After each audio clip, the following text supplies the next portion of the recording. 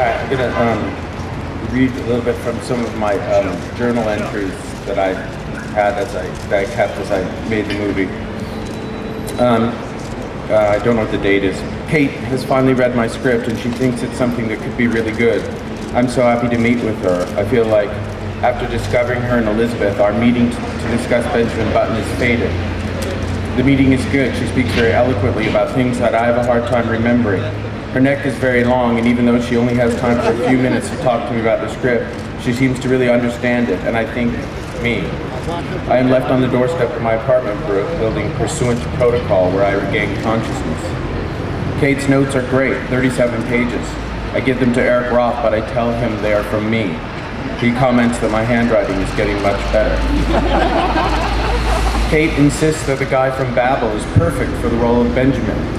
It is our first argument.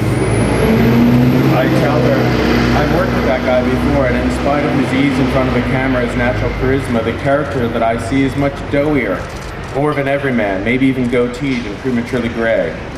She laughs, and in the end, both studios back her. The shoot is arduous, and in spite of my early arrival each morning, I cannot come up with anything witty to say, and I am relegated to agreeing with everything Kate offers to be able to make conversation at all. Both studios have asked me not to hang around the effects makeup trailer as much, but I've hawked my own trailer to pay for overages on some unforeseen effects work. As part of an agreement that I enter into willingly, I will no longer offer to smooth cold cream onto Kate's neck in the aid of removing her prosthetics. Kate needs to finish soon, and though I keep coming up with ideas for different versions of each scene, Paramount has plans for her in a sequel to some movies about archaeology. Wow, archaeology. There's a tentpole idea. I should never have told Kathy Kennedy where Kate's trailer was.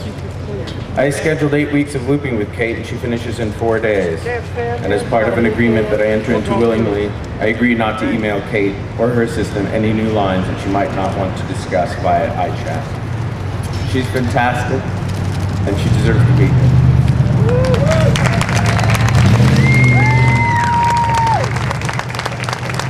First of all, to Kate, to her family, welcome back to Hollywood, and it is fitting that we are here in one of our most holy spots in front of the Egyptian Theater, where your star will be. This is a theater that represents that old golden age of Hollywood. As we have begun a second golden age here in the physical landscape of Hollywood, it has been ushered in by a new generation of storytellers, and at the very top of that list is Cate Blanchett. We have seen her work. We hope that you will think of us as a second or third home here in Los Angeles. But this resolution from the mayor and myself, on behalf of the entire people of the city of Los Angeles, we are proud to have you here in front of the Egyptian. We are often referred to as a city of angels, and we can think of no more beautiful angel to give it to today than Cate Blanchett.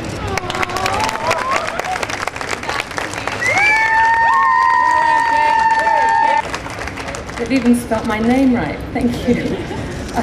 This is utterly incredible to me. I mean, the iconography of this is not only famous in this country, but around the world. And location. I thought I would be outside the men's urinals, like 5 miles outside the Egyptian, which is also incredible to me. I think the way I cope with these things and a massive amount of unbelievable things that have happened since I left drama school in 1993, is that I just don't process them at all.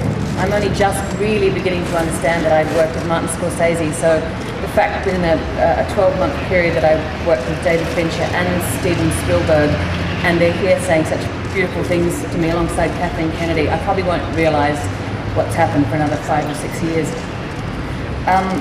I've been very, very fortunate over the last however many years to have worked with some incredible people who are massively talented, many of whom are here today.